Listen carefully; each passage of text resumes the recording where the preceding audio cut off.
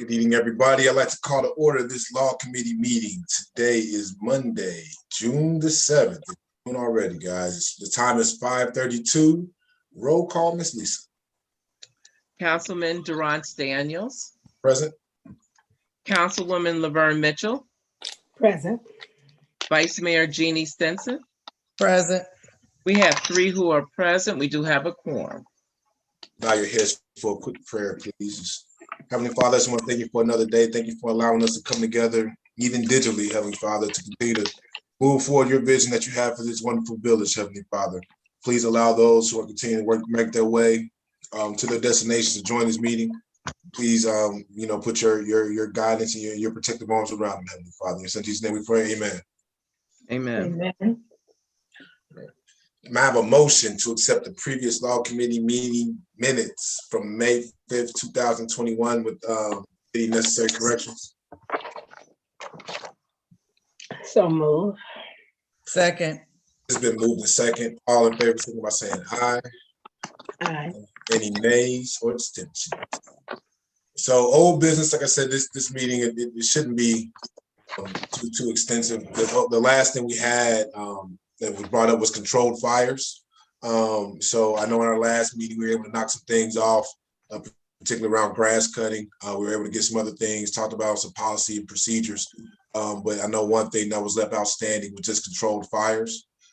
So I'll leave the floor open to any council member, to any of our committee members who would like to speak on that. If not, we continue to move forward and push forward. Any on that one, on controlled fires. That's where we left off in our last meeting. Yes, ma'am, Ms. Jean. Thank you. I haven't seen any other backyard fires or driveway fires since that time that I had originally mentioned this. I haven't seen any. Yes, ma'am. Yes, ma'am. I don't think many people are going to be out burning things due to our friends, the cicadas. Yes, ma'am. Yes, ma'am. Mr. Verne, anything on your end on that? Well, I guess I just need to know, Mr. Chairman, we have something in place, right, that addresses it, that says you can or cannot burn. What does it say?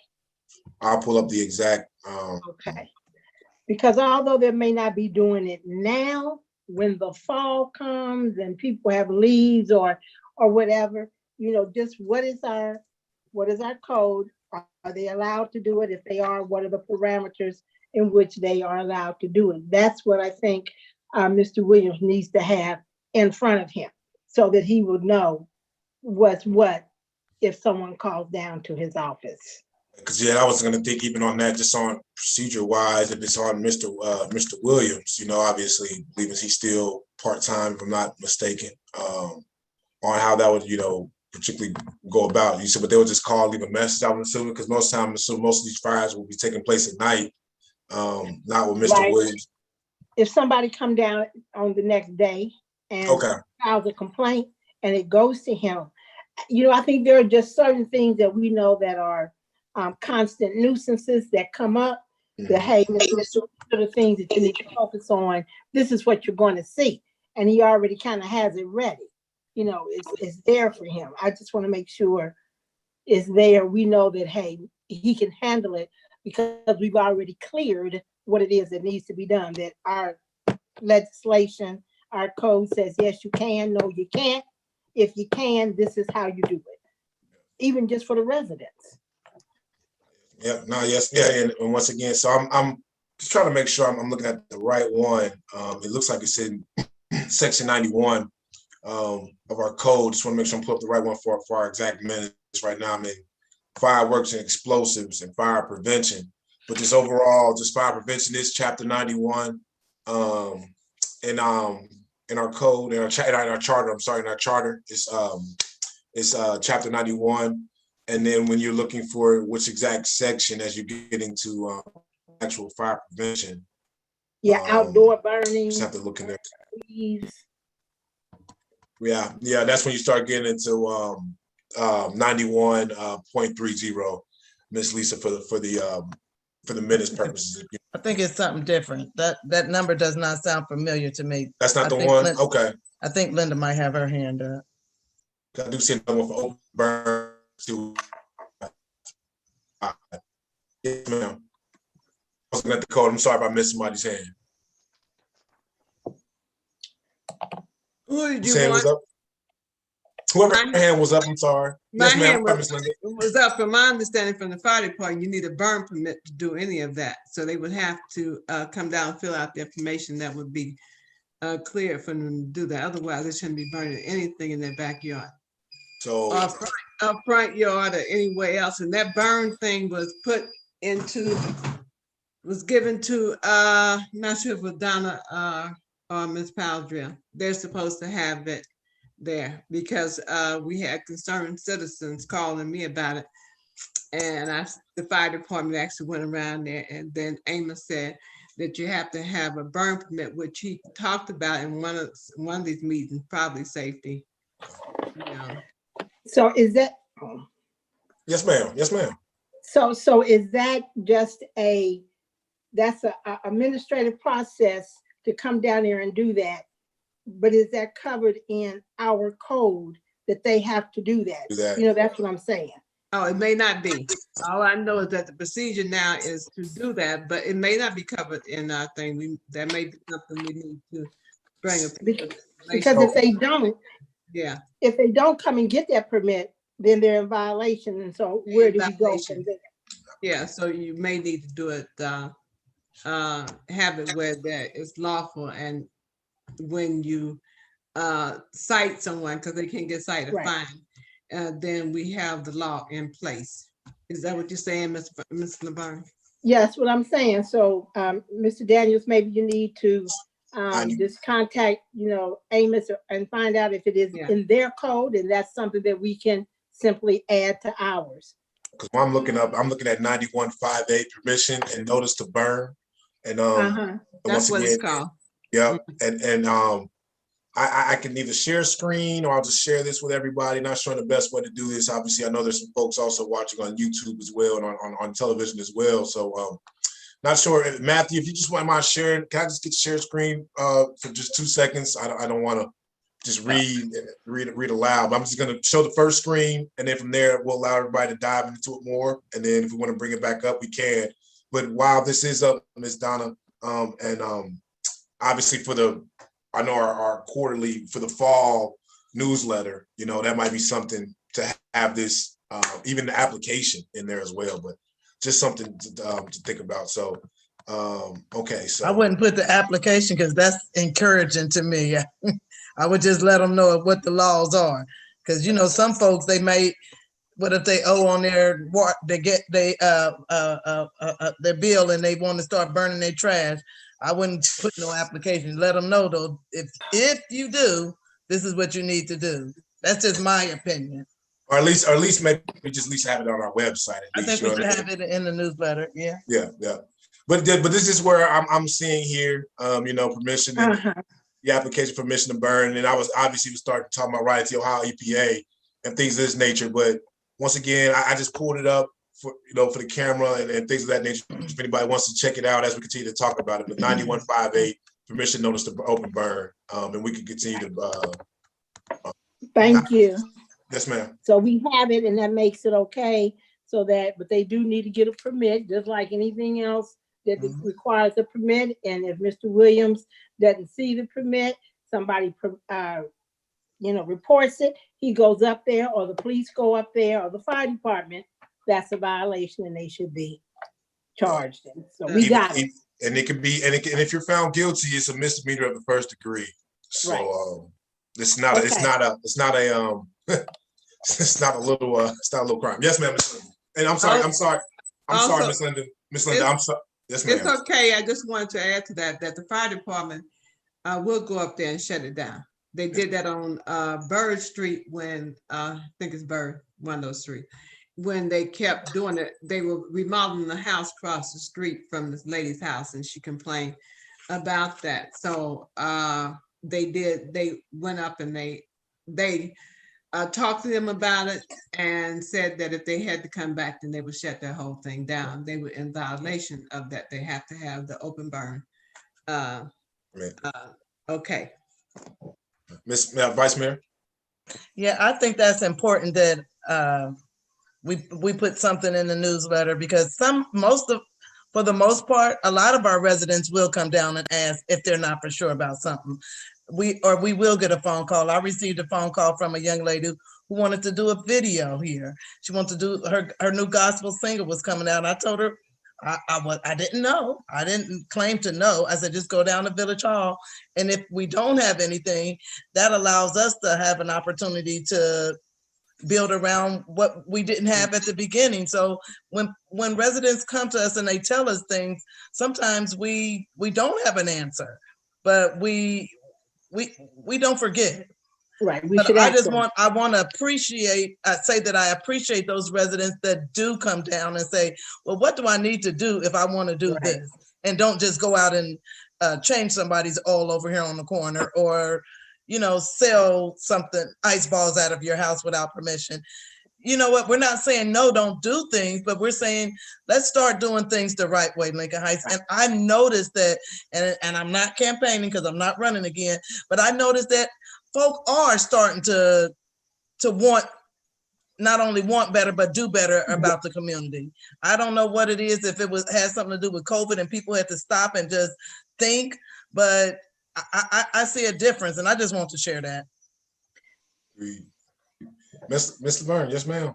Yeah, I just want to piggyback on something that the Vice Mayor said about the video, because just earlier this week, some young men came through Chicago spouting out money, right?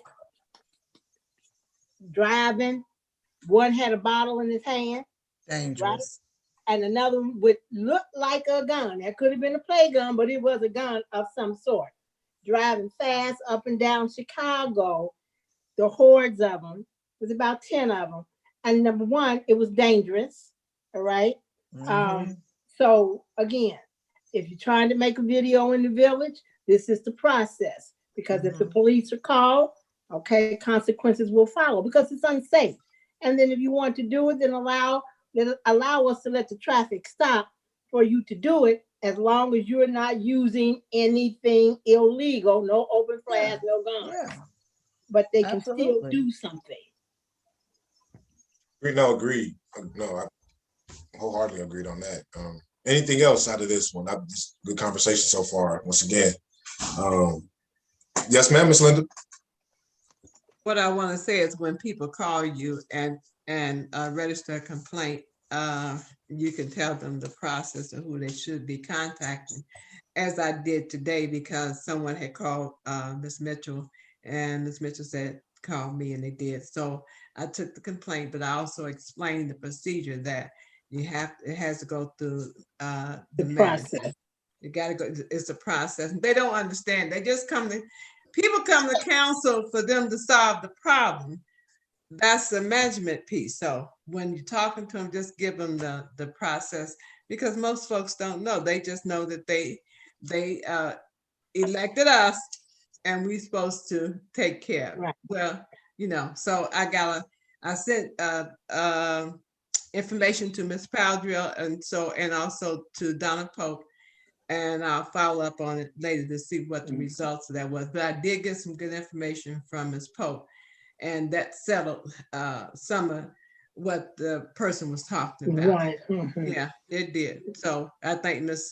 Donna for having that information. That's why I believe that whatever the manager is doing, the assistant manager needs to know, so that when people call for information and one or the other is not around, they can give you good information and give you direction as to where you should go.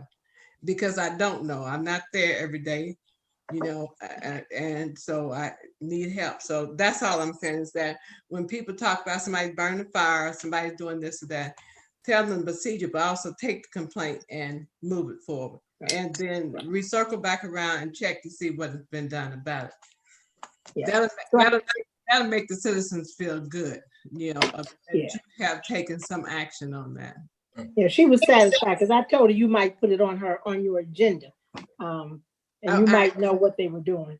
Yeah, I found that I didn't know, and I also found out some other things, and some of that happened to be in my mailbox that I had not read, so as to what the neighbors are talking about that we're not doing.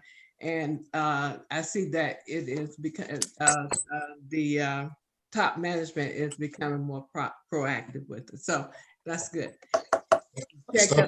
Check that thing off the box when it said the neighbor saying, "You're not telling me when something is happening." Well, that no longer is happening. We are informing them. Of engagement. I love this. This has been a good meeting so far. Good stuff. Good stuff. Anything else on this? And we'll just move over to new business. Is there any new business? Any new business? Yes, ma'am, Miss Linda. Did you find out anything about, this is not old, it's actually new, it's actually old, about the parking signs on Jackson Street? If there is a law saying that you can park on the east or west or no parking at all, did you look into that? Jackson, so I know we did the one on Leggett, and that was even on that one on the east-west side of Jackson. So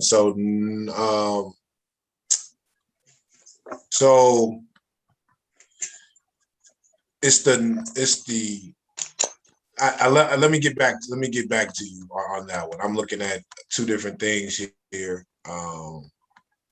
And I'm not quite sure if I'm looking at the right thing. So let me get back to you on that one. And I'll probably bring that up in miscellaneous business as I continue. Or you can bring it to safety, because we need to resolve that issue. If there's something in the book that says there are signs supposed to be on one side, they need to start going up. That whole street is an issue. It's tight. Yeah, and I know we continue to work on signs and parking, and just making sure we continue to have our parking signs and our safety signs up to code regulation. I know that's something we've been talking about for a couple of years. I know we've improved upon it, but I'll definitely I'll just bring it to safety. Let me do a little bit more research, Ms. Linda, and we can bring this up in 2 weeks if that's okay with you. Ms. Laverne? Yes, so on the issue of parking, so we need to make sure that we probably do the same thing for Chicago. People park on Chicago. Now, there's extenuating circumstances, but somebody might be in the car waiting on somebody unloading. But when you have parked your car and you are not in it, that's an issue. And so when I see the police drive by and not stop and at least question or put a warning, that bothers me on Chicago in front of my house, because there's no parking on that side, on the north side of Chicago. Okay, and then there's no parking on the south side of Chicago from my driveway to Mango. Okay, but for the most part, they're on the north side in front of Oak Park. And so it becomes a hassle when you have the bus or when you have two cars coming both ways. It's just an accident waiting to happen. And you do have people speeding through that one of those sections. So somehow we need to say to the police, you see a car that there's no parking on that side, please just say something, a warning or something. But I see them coming by and just going by like, it's okay to park there. Momentarily, okay, if you're in the car. But if there's nobody in the car, that definitely is a parked car on the wrong side of the street. Yeah, I'm just obviously just looking at our whole parking policies and procedures. So all that is in chapter 76. It's chapter 76, stopping, standing, and parking. Just even the details in there. I'm just kind of going through if there was a street by street and directional restrictions per street by street. Sorry, Ms. Jeannie, I was looking at the legal view. I'm sorry, Ms. Jeannie. Go ahead. Well, right there in that particular place that she's speaking about, that's something that probably needs to be talked about in safety as well. It's also a big pothole right there that has an orange cone right there. But Miss Aisha's got those two trucks there. That one, sometimes it's one truck, sometimes it's two. You can't see behind those. So I'm thinking, I don't have any problem what she's doing, but she might need to find a new location too, because it's not, I said this when it first started, that's not safe. Because it's been plenty of times that I drive slow, I think. Really got to pay attention over there because you know them it's kids over there. You got to really pay attention. Right. And I'm afraid. I'm Right. afraid. I wish it was something else that we could do to help that situation, because I don't think you should park on either side. Because her truck, you can't see around it if you're going down to get to Mango. And if you're coming the other way, it's always a bus or something right there. And that pothole that you dodging kids and you dodging situations. So that might be something we need to discuss in safety too. Ms. Linda? Well, you can do something about that because we can put out some legislation, vote on it, and make sure our ordinance make sure that they don't park on that side of the street in that area. You can do from from Dixie on to Mangum. You can do that, put no parking signs up. Now, if they will honor them, I don't know. But I have addressed that issue because I pulled over and was talking to Aisha about what was going on in that spot. And the police went right past me and waved. And I'm saying I'm illegal. I had just left Miss Mitchell talking to her about the truck that was parked out there and found out who it belonged to. So that's when I pulled up beside her to find out why are you parking, why is that mud there? And it's blocking the pathway for kids to come. Instead of going straight on the sidewalk, they go around the truck into the street and then get back on the sidewalk, which is a safety issue.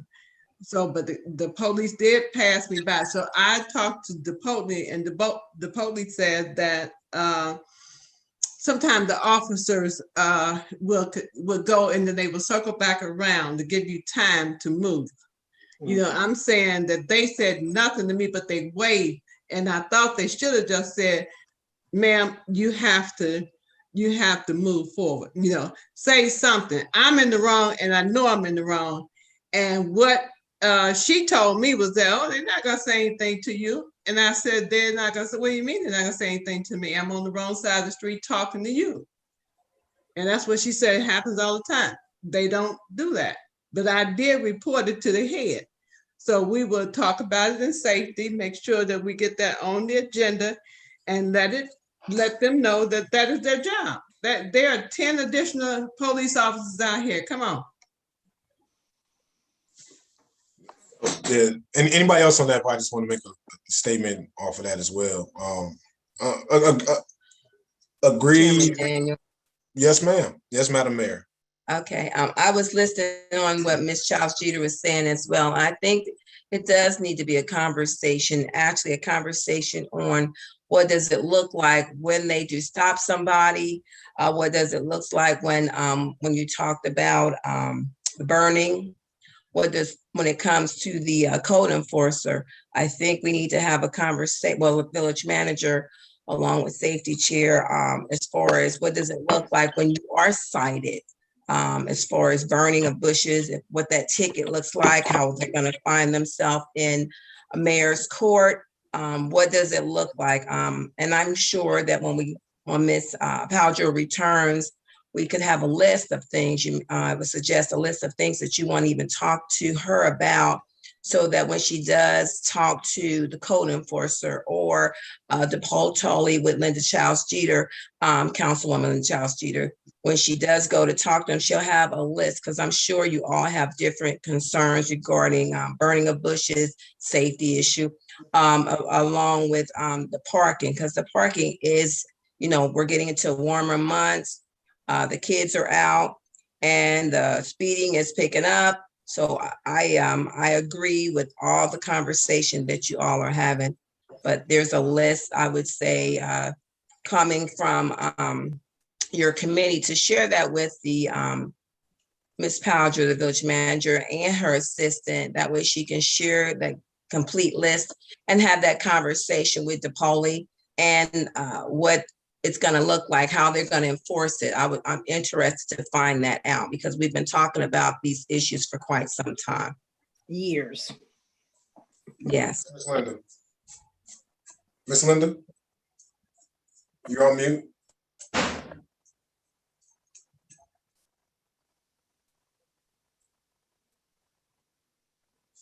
Okay, there I am. I want to say that don't send the your concerns to me. Send them to Ms. Randolph, and she can get them to me. She can compile them and send those to me, and I will send them on to the police for an answer. And also, I will also call and copy Major Reed. You know, because there need to be some activity done. They need to do something. I'm sorry. You know, I'm a little flustered with them right now because if you pass something, and I know we're in tender moments right now with police everywhere, but if you pass, you can at least say, well, how you doing? And that this is something you cannot do. Give the warning out there. You don't have to give a paper warning. You can give the verbal warning. And then if they continue to do it, then go to the next step. But for you to pass up people going back and forth to go sit in the parking lot, I got a problem.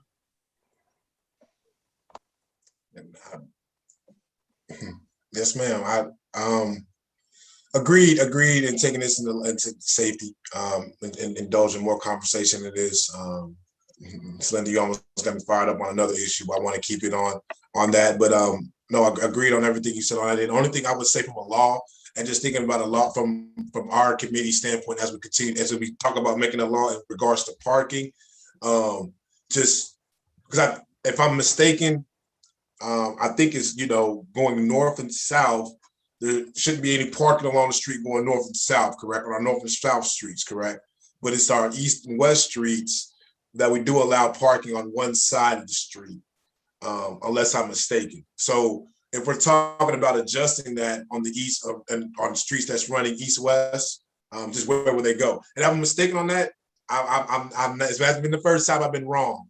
But just from my recollection, last time we were talking about parking, we were talking about how going anything north-south along Leggett, you couldn't park along Wayne, going along north-south, and you couldn't park along Mangle, going around north-south. But our east-west streets on one side, unless Mr. Verne, you give me a look like I'm saying it incorrectly. Well, Councilman Daniels, the problem is when you talk about your east-west streets, let's take Prairie and let's take Wabash, okay, and let's take Chicago. Yes, so ma'am. On Prairie, you park on the Woodline side, you park on the north side. Yeah. Okay. On Chicago, okay, not in front of Oak Park or Centennial, but on Chicago between Dixie and Douglas.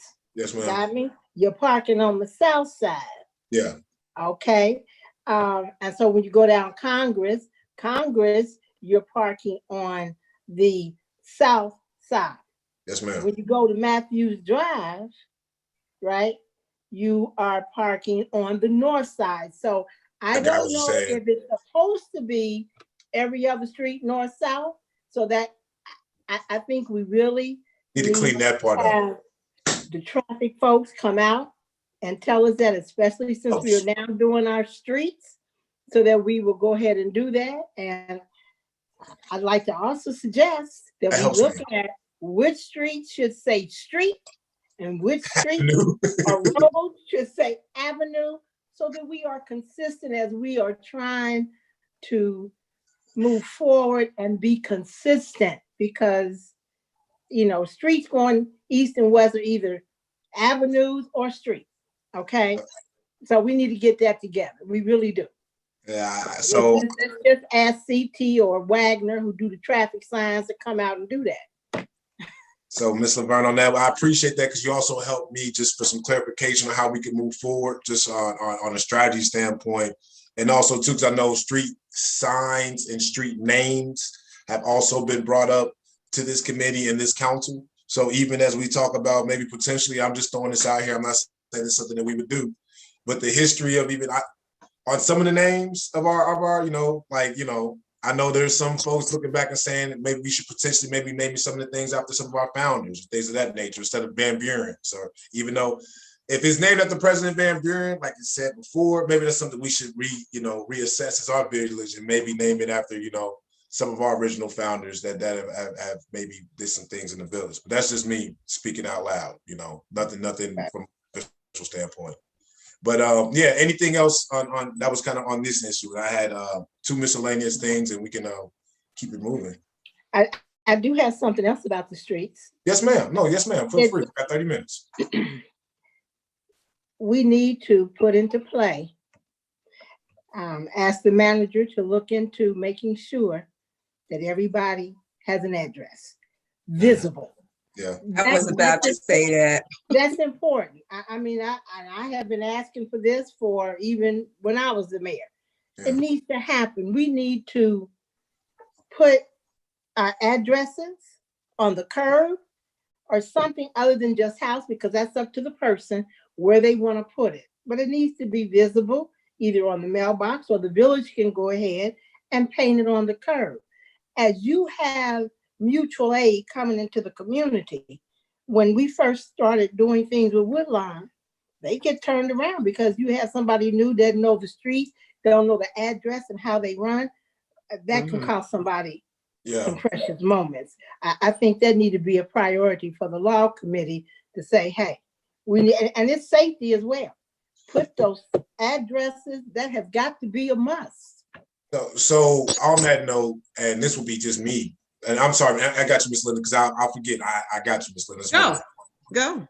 So on that, I would make a recommendation. I would even make a motion. I'm not saying it now. I would say I would make a motion that we would look to using some of those CARE Act dollars to potentially, if it could be used, just to spray paint those on everybody's door, because once again, it is a safety issue that deals with the community. So that would just be my suggestion. Once again, I would just throw that out there, Ms. Linda. Well, I had a couple of things there. One is that Leggett became no parking on both sides when I got on council. The initial idea, because the buses couldn't turn right there, Prairie, and Leggett and Prairie, was to just take care of that block there, or a couple of blocks. But then there was a lot of discussion about it, and decided to take both sides of the street from one end to the other, so that the buses would have, be easier to get around that corner without having things. So it has not always been that way. So there's something on the books about that. And there was pushback because church down on Bird Street and Leggett needed parking spaces. So they worked it out where that if they were in church on Sunday or Wednesday, they would put a sign in their front window acknowledging that that's where they were. It still was the issue for the church because they needed parking spaces. So, so I just wanted to let you know there was something on the books about that. And Councilwoman Mitchell, didn't they talk about everyone had to have their addresses out, and then people started to buy those black iron, whatever you call them, signs? Yeah, the signs that have their name and their address. The address, yeah. So was that something that came from council, or was that just, okay? Somebody was selling those and people said, oh, and that's how that happened. Somebody was selling those. Okay. And that's how that happened. But Councilman Daniels, I would definitely, I move that we request to use the CARE dollars, if applicable, to paint the addresses on the street curbs of each house. I second that motion. Before it's been moved in second, that's when you ask questions. I can ask questions. Now you ask the question. Yeah, I just want to make sure. I just want to make sure if Ms. Jeannie had any questions on that. But because I move in second that. All in favor? Donna has her hand up. Oh, yes, ma'am, Ms. Donna. Yes, ma'am. I don't think that you can motion to use that money if it doesn't come directly from the state. We need to make sure that the state will allow us to use that. But that's what the motion says, if applicable. Okay. Yeah. And we're just motioning, and we're just motioning it to council, correct? Yeah, we're just motioning it to council. That's our recommendation to. Yeah, it's a recommendation to that council. motion. So by that time, maybe by Monday, Donna, you'll know. If we can do it. Yes, Ms. Linda. Yeah, can you just make the motion to make sure that we get it done, because there may be some grant opportunities out there other than the CARES Act, or did you want to put that in there? Okay, well, we can, I'll amend the motion that we recommend to council that we have the street addresses painted on the curb of every house from any budget. Yeah, if applicable. Any line item. Any line, any applicable line item. Yeah. There you go. Yeah, any applicable line item. Did you Thank get that, Miss Lisa? I'll play it back because Yes, ma'am. want to repeat it straight how you want it. If you repeat it. The motion is to recommend to council Correct. that funds be used Okay. to paint addresses on the curbs of every house from any funds that are applicable. Yes, ma'am. Any questions? Yes, Miss Linda. I love the idea, but some people are gonna complain. I don't want that out in front of my house. But the curb is ours. Yeah, but it's in front of the house. Doesn't matter if it's there or not. They're gonna complain about that piece. But then you gotta decide on what color do you want: yellow, orange, pink, green, or what. Whatever the industry standard is, whatever. Because we talked about painting the areas, and I think on Prairie and Leggett, some paint was done around there. I'm not sure who is making sure that they're doing okay with that, but yeah. Well, if we use the right paint and whatever is, I would think that the police department or the fire department would be able to tell us what is the right color paint to use, and that's a good complaint. Good. I like to get that complaint, because then we're doing something we supposed to be doing. Yeah. That's all right. Yeah. Safety. I think back in the day it was either black or white when we used to do it in Woodline. Well, I know it was white blue, shows up good. Yeah, I think it was blue with white lettering. Miss Lisa? Yes, I just wanted to get clarification. Did you second her amended motion? I didn't. I did second it. Then we asked for questions. Okay, thank you. The second we didn't ask for questions. Any more questions? Yes, Ms. Donna. Not a question, but just a statement for you guys to keep in mind that we're a staff of 5. So as important as the addresses are, because it is a concern to the tax department as well as the code enforcer, that is a huge task for one person to do. That's so we don't have anybody to do it right now. So the only reason why I'm saying that is because if you put a motion out there, then that's something that you want done as soon as possible. So but you might not have the staff to do it as soon as possible. That's contract. Someone mentioned so to Ms. Donna, so to your point, yeah, but from this committee, and I just want to speak from this committee won't meet again until next month. And after that, we won't meet again until September. So at least having the motion out of there that can go to council, I think is advantageous. Just the second part, not to argue with you. I think the second part too, hopefully by then our service team, will be further in place in a couple months. And this might be one of the first projects potentially to get out there and know some folks by getting those out there as well. So Ms. Laverne, I just want to get that out there because I'll forget sometimes. So okay. So my last comment with that, Ms. Donna, I think that maybe because we are asking for it to come out of some applicable funds, that could be a contracting job. That too. Okay. Do it by contract, so our people are out there cutting that grass, filling those holes. That's just as important. So I would look to see what contractor could do that. It would seem like those people who fix the streets, how they line the streets, they can come and do that. That would be worth exploring. Okay. Maybe even some of our, that's Chairman Daniels. Yes, ma'am. So can I ask Ms. Mitchell, since you're talking about contracting, can you have those figures, dollar amounts, even though, it may come out of there, we would like to see what something like that would cost. I guess I could try to find that. You sure that's not administrative? Because, I like to do administrative work, but I don't want nobody saying. No, I'm sure. Well, she did say short staff. Not a problem. That is administration. So but I don't mind giving the help. You do it or you You'll do it? Gotcha, Miss Linda. Sounds like we'll Uh, see. That belongs to administration, but Right. Mr. Mitchell, you can do the research and pass it on, so that's no problem. Any of us can do research and pass it on to the staff, and we wouldn't be considered doing a job when we give orders out. That's when we're doing somebody's job. Well, I'm just saying, I just want to clarify it. But thank you, Mayor. I had no problem with doing it. Phyllis? Miss Phyllis?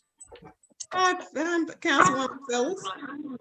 Yeah, I just wanted to say that I don't know if Forest Park still do it, but Forest Park used to do their addresses on the curb all the time, and they did it like in a white block with black letters. White and black, white and black. So, And this might even, you might want to ask what it costs them to make it happen. Although I know that Lincoln Heights is not as large as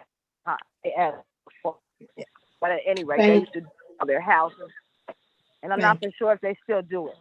And then another thing, what I wanted to talk about is that 75 north.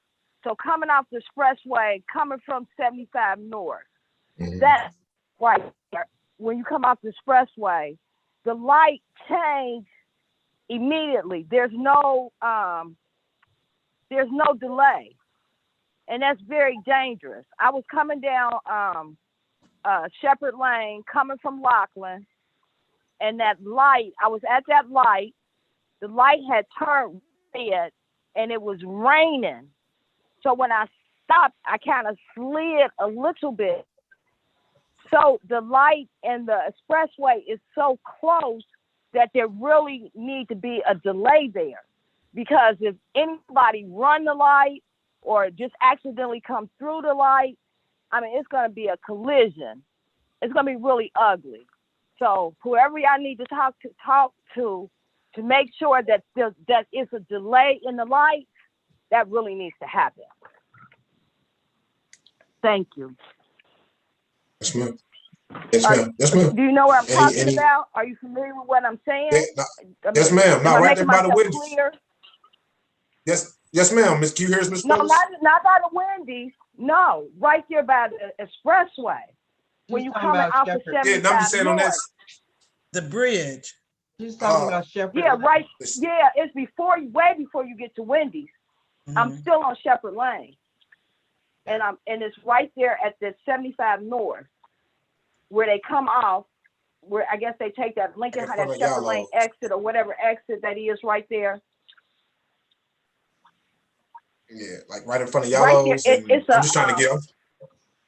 Okay, so if you're coming down Shepherd Lane to that area, it's right there where they have a sign. They have a no right turn.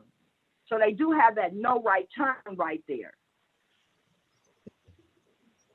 Meaning you can't go on the expressway right there because that's where people come off. Yeah, I know what you're talking about. Yes, ma'am. Like you come, okay. like if whoever we need to talk to about delaying them lights because they're like in sync right now, and they're scary for the person coming down as well as coming off the expressway. I mean, they was ready to cuss me out and everything right there because it's dangerous. All right, thank you. Yes, ma'am. Yes, ma'am.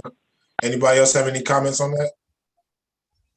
Yes, ma'am. Yeah, we can. I think that and we talk about in safety. If you want to, Miss Linda, if it needs to be brought up there, but I think that's also. Yes, Miss Donna. Okay, we have been talking to Chris Kaysen with ODOT about signage because the signage was real small, and then we did bring that up. That concern, my concern, to piggyback off of Ms. Baber, is it also that stop is like right at the exit. I mean, when you have to stop.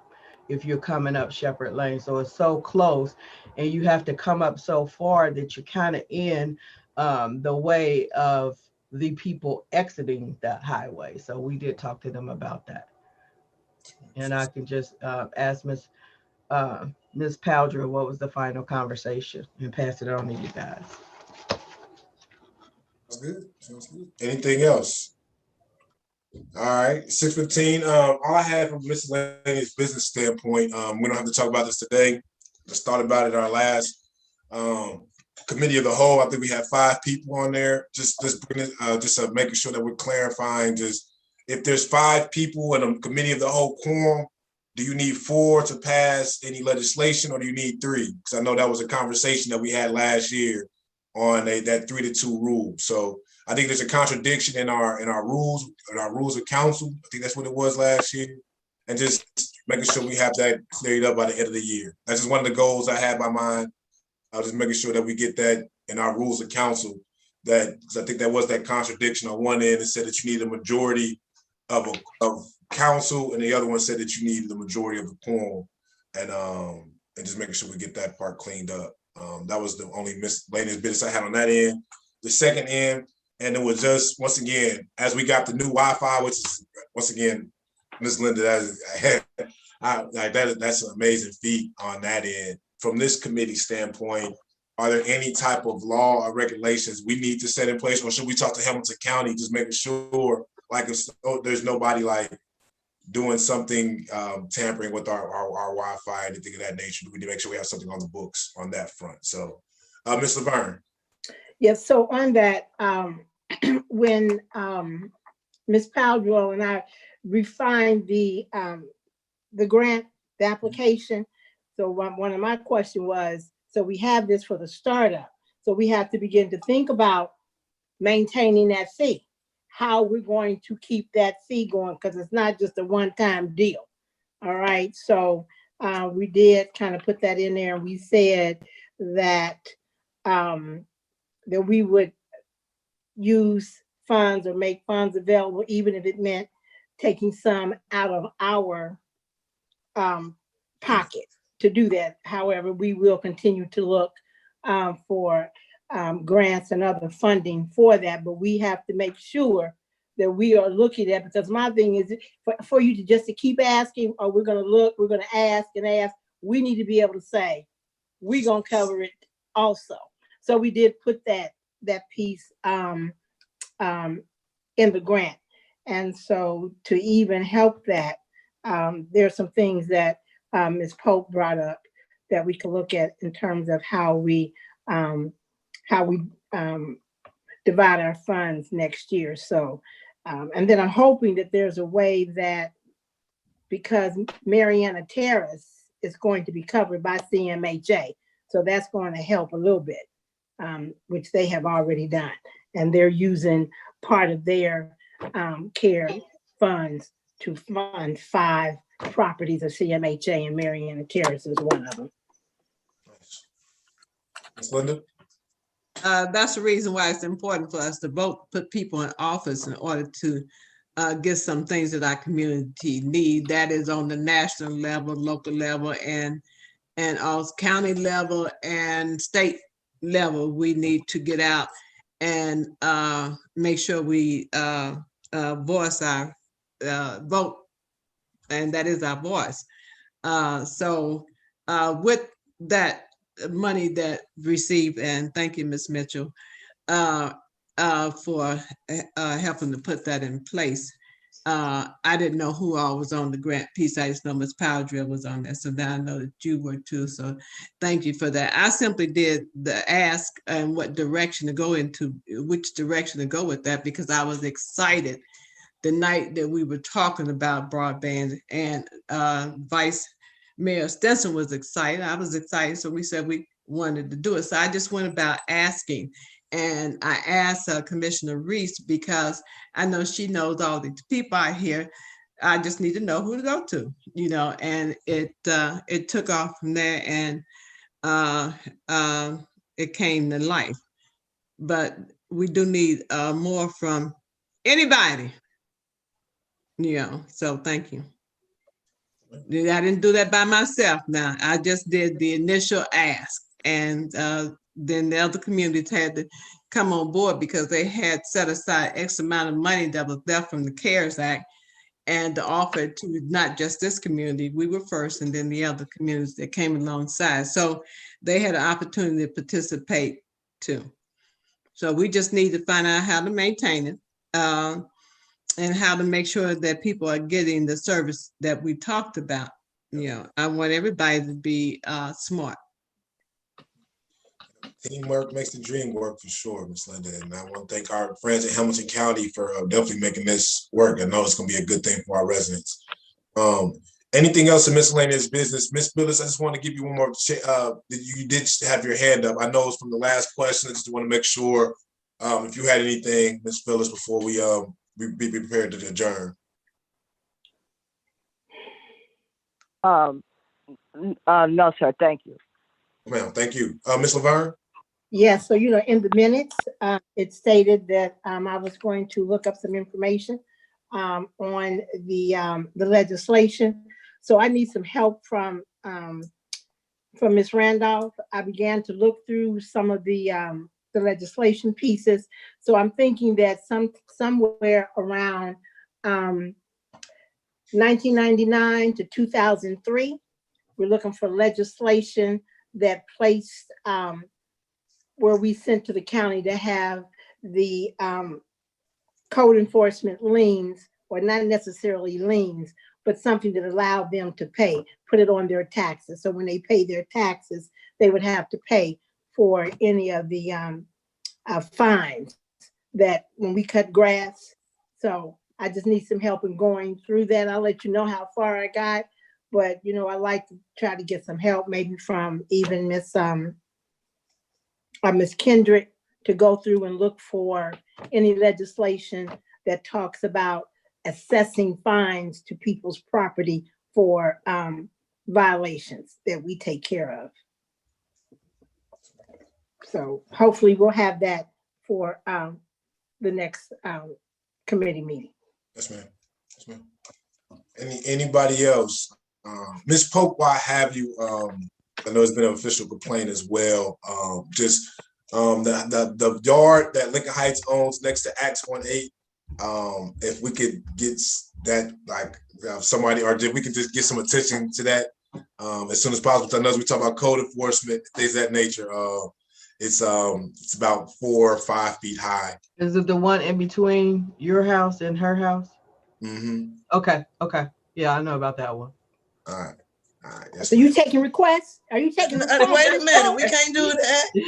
I was gonna say this one came. As I said, this one came from Acts 18. And for the record, residents, we don't do that.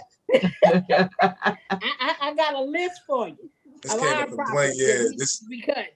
Yeah, this is our property. It's like some code violations for residents. Yeah, I just bought a new lawnmower. Y'all want me to help? I got a little time, Donna. Yeah, you can do it. Man, yeah, it's about, we need all the volunteers we can get. Man, yeah, absolutely. It's about 5 feet. So yes, we can come to the safety thing with those kids. So, but yes, ma'am. Anything else folks have for the good of the order? Great meeting, guys. Great meeting. If nothing else, then I motion that we adjourn. Second. It's been moved in second. All in favor, signal by saying aye. Aye. Aye. I'll have a good evening, and I'll see y'all in about 7 minutes. Matthew, I'm going to give you back hosting rights because it's not my meeting if I can, or now you can just take it back from me. Yeah, I got it. Thank you, though. Yep.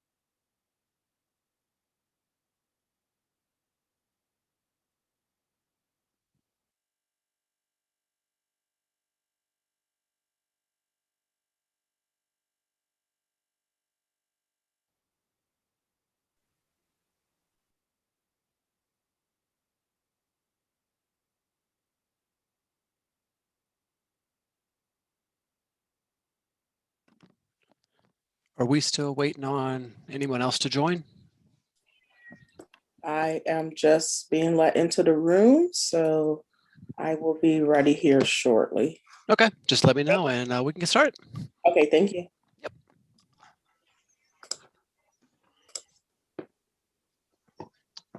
Councilwoman Key, Yes, ma'am.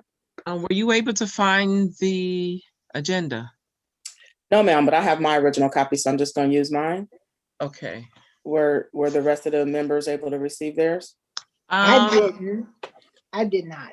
This is Laverne. I have to double check. I had a little emergency, and actually, I'm gonna have to step out after we do roll call. Okay. A minor emergency that I need to address. Okay. I didn't get a chance when I got home because I was in the middle of it. So. But you can share it, right, Ms. King? Yes, ma'am. I'll just share it from my screen. Okay. The hard copy is in the mailboxes. And Okay. I thought for sure I sent the original, but I have to double No, check. I checked and I didn't, because I sent you an email, Lisa, asking you, did we have it? Yeah. So I did not go down to the mailbox, but as long as you Yeah, can because share it's it, in the mailbox. Yeah, for sure. Well, thank you. I think that's fine. I'll be happy to share on the screen. If Matthew can give me sharing capabilities, I'll just share mine. It does say draft, but it'll be fine for the agenda because it hasn't changed. Thank you, Matthew. So You're welcome. I think, do we have a quorum? I'm trying to see who's out here.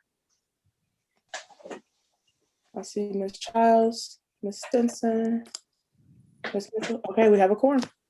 All right, we'll get started. Good evening. Today is Monday, June 7th, 2021. It's approximately 6:33 p.m. And I'd like to call the Economic Development Committee meeting to order for the Village of Lincoln Heights with a roll call, please. Councilwoman Tanya King. Present. Councilwoman Linda Childs Jeter. Present. Vice Mayor Jeannie Stinson. Present. Councilwoman Laverne Mitchell. present. Councilwoman Phyllis Baber. Okay, I know she was on earlier. So at roll call, we do have a quorum. We have 4 who are present, 1 who is absent at roll call. Thank you. I am trying to pull up the agenda. Are you all able to see the agenda on the screen? Yes. Okay. Thank you. Is it big enough? I tried to make it Just a big. little bit more. Just a little bit bigger? Let's Just a see. little bit big. Okay. That's Is that good? All right. So it looks like Ms. Baber is just entering as well. All Okay. right, thank you. Ms. Mitchell, would you offer us a prayer, please? Certainly. Heavenly Father, thank you for this day. Thank you for all the mercy, blessing, and grace that you have given us. Lord, we come to you tonight asking you to be among us, giving us all the wisdom that we need, giving us the wherewithal, giving us the patience, and continuing with the love that we have for the village to make sure that we do all things that are great in your sight. This we ask in your name. Amen. Amen. Thank you. Just give me 1 minute. I made some adjustments to my computer, so, okay. All right, next item on the agenda is the acceptance of the previous meeting minutes from May 3rd, 2021. You should have received those via email from the clerk. Is there a motion or any questions? Madam Chair, Yes, ma'am. I move to accept the May 3rd minutes, May 3rd, 2021 minutes with any correction. Second. Thank you. It's been properly moved in second. Any questions? If there's no questions, if you have any corrections, please be sure to get them to the clerk. We will do a voice vote. All in favor signify by saying aye. Aye. Aye. Any opposed? No opposed. The ayes carry. Number 5 on the agenda, I believe our. Excuse me, Madam Chair. Yes, ma'am. I'm in the meeting. This is Phyllis Baber, Councilwoman Phyllis Baber. I'm in the meeting. Thank you. Thank you, ma'am. We will make sure that's noted for you. Next item on our agenda is number 5. Mr. Derek Bowman is here. Before he gets started, I wanted to make sure that we knew that Mr. Bowman might have some technical issues with his Wi-Fi or with his connection. We spoke earlier today, so just in case, he said he has some little spotty situations going on. So just in case, if we lose him, I'll be able to fill in for some of the things that we talked about earlier today. But as I mentioned in our last meeting, met Mr. Bowman maybe about a month ago now, maybe 3 weeks to a month ago now, and having some discussion about complete streets and Vision Zero. I was particularly interested in the Complete Streets project as we are getting ready to launch more development in the community. We wanted to take a look at some options that are available for us as it pertains to streets, as it pertains to walkability, as it pertains to different modes of transportation, looking at all of our residents' needs. We spoke last time about the fact that we have some residents who have mobile wheelchairs. We have a lot of kids who are on the streets with bikes and things like that. So as we're looking to examine what we might want to do with our streets, I wanted to share some information that Mr. Bowman has shared with me. I sent you all some links on some things that we can take a look at.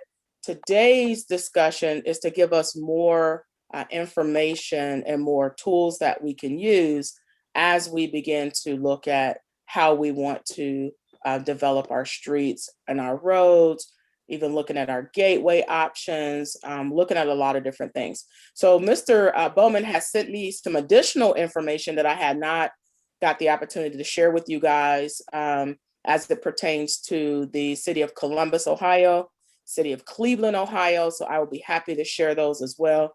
And I'll get those out to the clerk so that she can make sure that you have those in your tools, in your toolkits as we begin to have the conversation.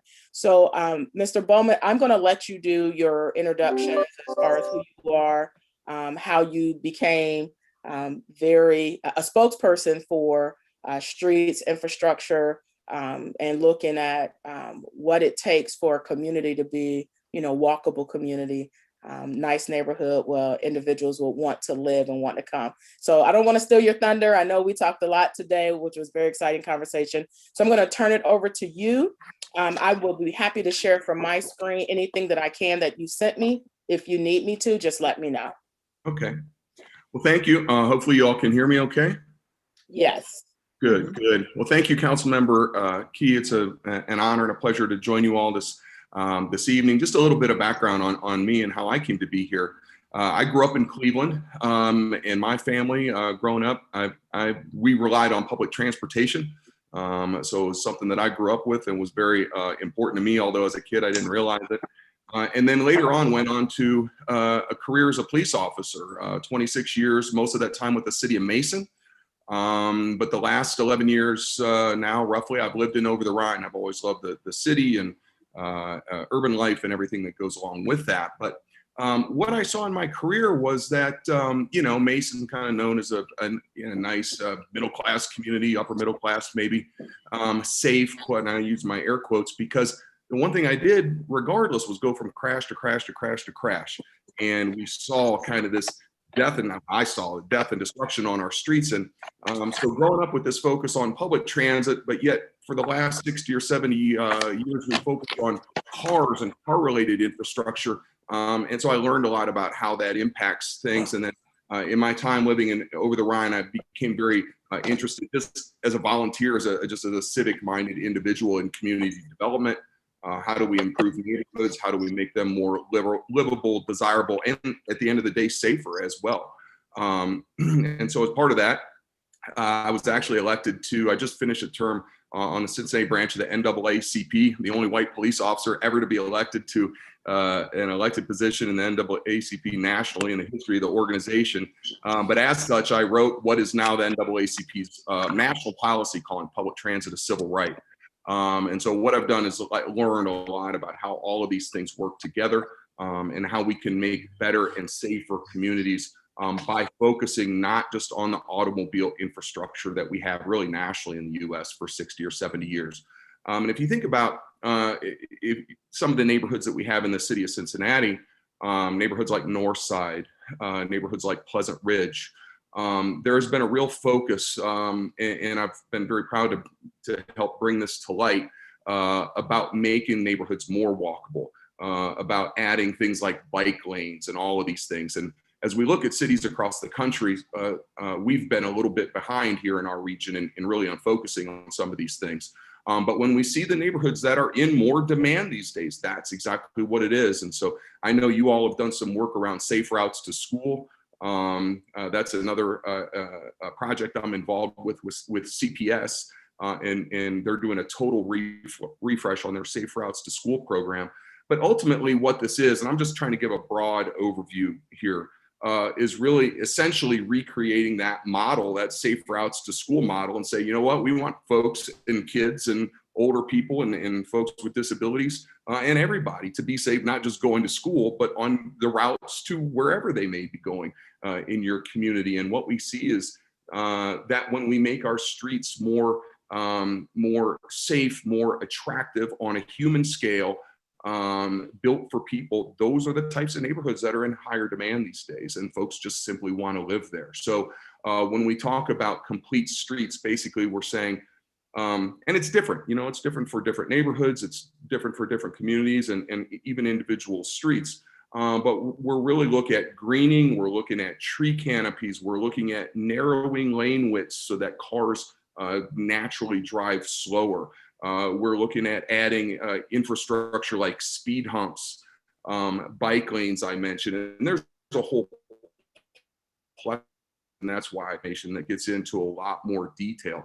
But what we see is a real dovetailing between community development and the types of development that you're looking at, and then how that ties in and kind of think holistically about how our transportation systems work hand in hand with the new development that you want to attract, especially around residential areas and especially around your neighborhood business districts and things like that. So if you think about, for example, I mentioned Northside, if you've ever driven through there, or maybe like an Oakley Square, kind of that quaint, kind of old school kind of sense to it, really. And that's, you know, neighborhoods like that were developed prior to the automobile. So that's how it is.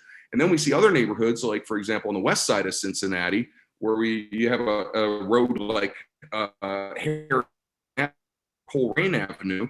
So those the automobile, and it's 8 lanes wide, and it's like a super highway, and it's not, you know, there's maybe 2 stripes for a crosswalk, and good luck trying to get across the street without getting run over. And so, you know, those areas are more auto-oriented, and quite frankly, are not as in high demand for places that people want to live these days. They're just so much more focused on having active lifestyles and being out and about. That ties into health and our park systems and connecting to those as well. And so we look at all of these systems and how they work together. And I think it's a good idea for, you know, communities really looking to take that next step and moving forward and attracting especially young families today, that all of these things kind of work together and make sense. And there's a lot of, as I mentioned, with the health and safety aspect, there's other positive outcomes too. Some of the things that, for example, in the city of Cleveland's plan that I shared is focused around the green element. So for example, we know that we have a lot of problems with MSD, with flooding, with sewer overflows. We're spending billions and billions of dollars. That's why our water rates are so high. It's not the water, it's the sewers. And so when we redo the streets, we just don't pave more and make it 8 lanes wide. There's different elements that we can do to help absorb that groundwater and these types of things. So when we're thinking about these processes and how they all work together, there's just a lot of positive outcomes of all of it. So I could ramble on about this stuff all day. I don't want to do that. I'm happy to take any of your questions. But I guess my kind of greater point is when you have these opportunities, especially now since we passed issue 7, the 78 bus route is going to be is 24 hours a day now and increased service. So that's something, better bus infrastructure. Maybe we have some nice shelters and things like that for folks. And all of the, and then how does that tie into, your street design and all of that? And to make sure all this stuff, works together. The other thing is money flowing out of Washington, D.C. now for these things. Hopefully they pass this transportation bill. And in Hamilton County, we have issue 7 that's recently passed to where there's going to be additional road money available. So when we have these things, I think it's very important for us to not be caught in that kind of 1960s or 1970s mindset of, well, we got money and we just pave the roads and add more lanes. And we've really had to fight a battle with some of our traffic engineers as well, who, were kind of, that's how they're taught. A road's good if there's no traffic, because then the cars can fly through, and that's actually how they measure it. The more cars you can get through, the better. And what we're learning is that's really the opposite of what we want. We want the traffic slowed down. We want it to be calm. We want it to feel safe for people. And then when you have that, if I open up a little coffee shop or whatever it may be, if the cars are flying by at 70 miles an hour, people don't feel comfortable walking down the block that live around the corner to get there. The people just racing through your community, they don't care, and they're not taking the time to look anyway. So we see that then when all of these things work as they should, it actually helps community development, it helps small businesses, and at the end of the day, it helps keep our folks safe as well. So there's a lot of positive outcomes. Awesome. So we'll open up the floor if there's any questions. We'll use this whole time to ask him questions because he won't be able to stay with us throughout the meeting, right? You're gonna have to. Correct, okay. yes. Okay, gotcha. Yes, ma'am, Vice Mayor. Okay, the other day I was at UC Hospital doing something. I had to wait some time, so I went over to my old school, UC, and I was lost. They have a Target, they have a Starbucks, they have a hotel stuck right there in that little area. And it was booming. And some young man ran out in his house shoes and got his stuff from the Amazon. And hey, how you doing? And it was so, I felt like I was getting a hug, and it had everything that I wanted right there. It was a Target, a Starbucks, something to eat, the Amazon place, all of those. And it was in a small area. And I know we don't have a lot of area or things to work with, but what did they do? Because they have a Marriott. Yeah, well, over on between Calhoun and that other street. And it's convenient for the whole campus. The whole campus, the whole neighborhood is convenient for it. And we have small parcels. Well, I'm still talking about that UDF, that half of UDF. I don't know. And we need to have some bike routes, and we need to have some walking routes, and we need to have some green stuff to walk to breathe in. Yeah, that's what I'm looking for. So that's all. That's my rant.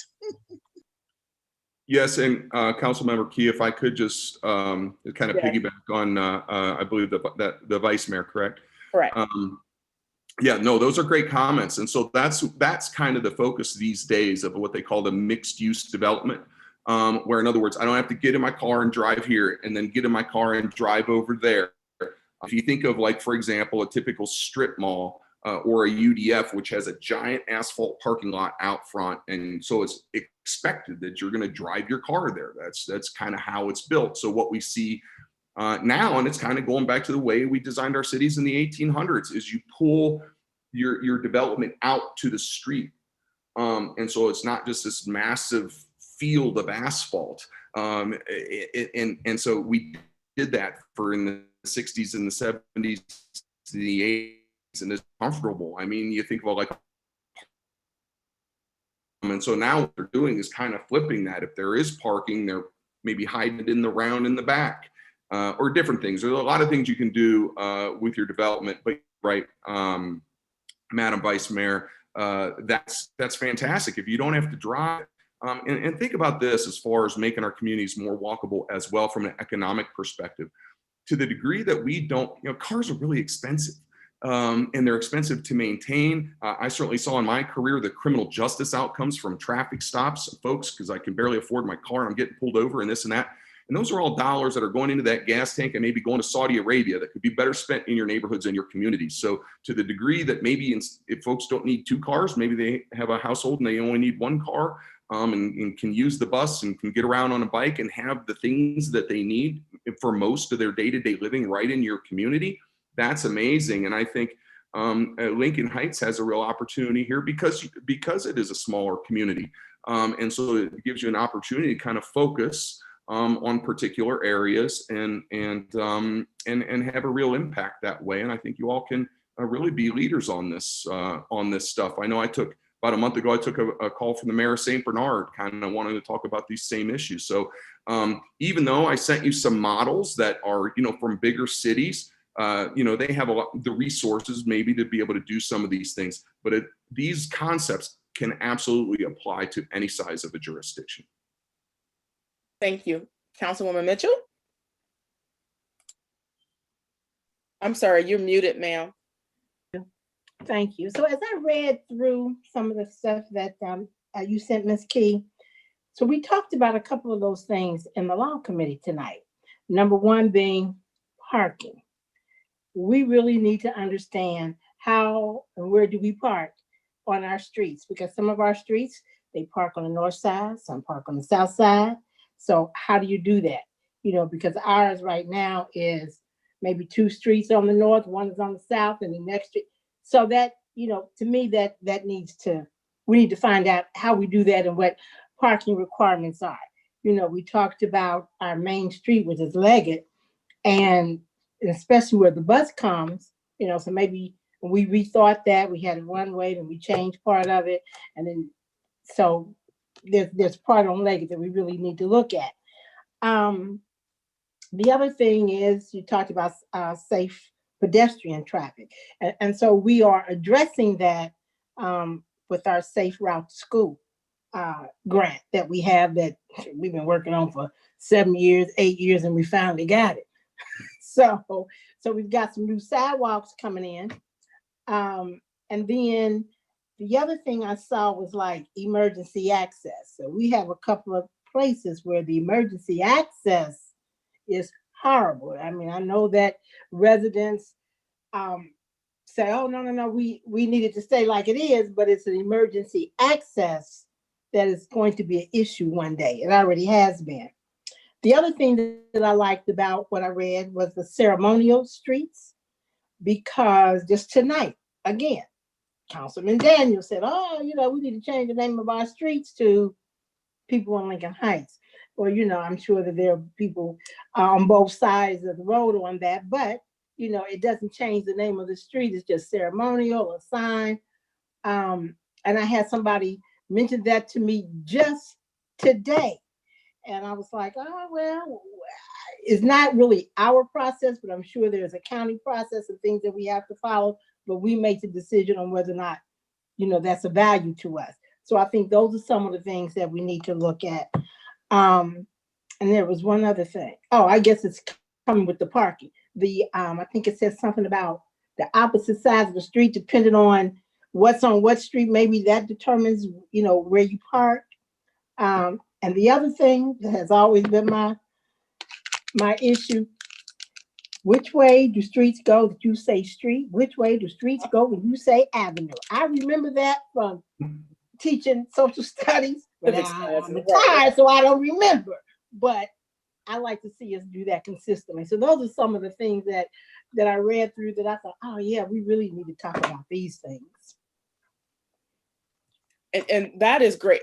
That's the reason for having, this more detailed conversation. When Mr. Bowman approached me about it and I'm listening, of course, complete streets jumped out immediately. And we talked about this last time because we had some experience in understanding what that might look like for our community. This is a great opportunity for all of us to get more knowledge on what can be done and how we can take what we want to have done and incorporate it into our full development. So yes, everything is duly noted. I don't think we're here to make any determinations on what we want to do yet. But we'll definitely make sure that everything is considered. Yes, ma'am, Ms. Mitchell. So the other thing that I forgot to mention is when you, Mr. Bowman, when you mentioned Metro coming through. And so, we have issues on Mangum that people where they catch the bus, they really need to have shelter or at least a bench. And so now I'm thinking, well, now we done already did the street.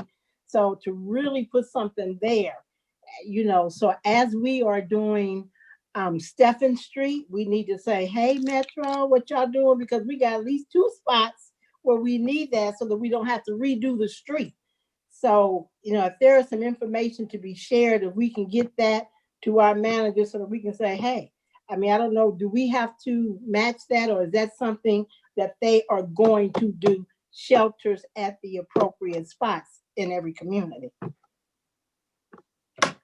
Well, Councilmember Key, if I may.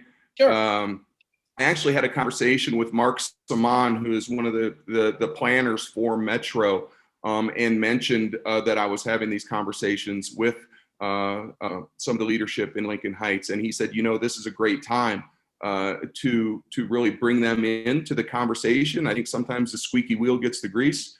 And so not that we necessarily have to be squeaky, but to at least make those connections and reach out and bring them into the planning process, because they are now, subsequent to the passage of issue 7, moving forward with the Reinventing Metro plan. And so there's going to be a lot of opportunities, I believe, to really have improved infrastructure. The fact of the matter is Metro has money now. And they were broke before, quite frankly. And so there's going to be a lot of opportunities there. And this is the timing, I feel, sometimes a star is just a lot. And I think this is a great opportunity to bring them into the discussion. And so I'm happy to connect the manager, Councilmember Key, with folks over there to at least, start to, broach those conversations. Thank you. Great. That's awesome. Madam Mayor, Chair? yes, ma'am. Yeah. Yes, ma'am. Hi, Mr. Bowman. How are you? I'm well. Thank you Okay. so much. Miss Mitchell mentioned so much stuff. I had made a list out, but she hit on a lot of them. So I don't want to, I may run into some of her conversation, but I did want to talk about, because I know Lincoln Heights has a small area to cover, but I do notice like other communities like Montgomery with the roundabouts and Blue Ash with the roundabouts. And so when we think about Metro, is there a possibility that, and it's going to be a conversation that we'll have to have with Metro. At this particular time, we are have some streets getting fixed right now. So the conversation that I think we need to have with them is when it comes to them rolling out whatever streets, the trail that they take going through the village of Lincoln Heights. We don't want to have to spend additional money on streets when the monies that they have coming in could cover mainly Leggett, Chicago. Those are some streets that we do need to have that conversation with, sorta, because we don't want to double dip. If we don't have to spend unnecessary money or apply for additional grants because they're going to take care of it, that would benefit the village of Lincoln Heights. Also, I wanted to mention, I got some information from the Mill Creek Alliance today regarding Kroger and UDF kicking out $6 million for new trails. They're including, I guess, Watson Ways. They're completing the trails. So Lincoln Heights falls between like I have been going through the last couple of years with the Mill Creek Alliance collaboration dealing with trails. And so we fall in between Woodlawn and Wyoming, their trails. And so we have this, there's a problem that we have trying to get over the railroad, trying to connect the walking trails. Ours is still a thought, but also we have had that, that's part of an implementation for our Memorial Field, taking our walking trail, getting that built out, and then going across Lincoln Heights to connect to Woodlawn and Wyoming. So it's a lot of conversation. And I know when you talk about complete streets, does that entail walking trails, corner parks and things like that? So I Yeah. know I'm. No, I was just going to say that they're very closely related. It's not exactly the same thing, but you're looking at basically tying in, the fancy term is multimodal, right? That all these different modes of transportation, and they all kind of play nicely together. So I think that's another great opportunity as well. I'm just not that familiar with your specific situation in Lincoln Heights, but if you have the opportunity to tap into those type of bike and trail networks, that all works together. And then the thing is, if I'm riding my bike and I come through and then I need to go to my house, then there's also safe infrastructure there as well. And the cars aren't going 100 miles an hour. So, all of those things kind of work together. And I think you've got a lot of opportunities. One thing I did want to mention about Metro, just to kind of refresh folks' memories, roughly about a third of that money that we passed for issue 7 goes to roads. There's a separate county, like the county has the TID, the Transportation Improvement District. There's a separate board now that's going to be kind of handing out those dollars. So I know, the Western Hills Viaduct is one of the top of the list. But basically, folks are going to have to get their projects together and then kind of make their case to that board, who will be doing this allocating of these monies, over time. And then the roughly thirds that Metro gets that goes to their operations, they can do other stuff such as installing the new shelters and different things that are specifically bus related. But there is going to be a separate board that handles the road money that comes out of issue 7.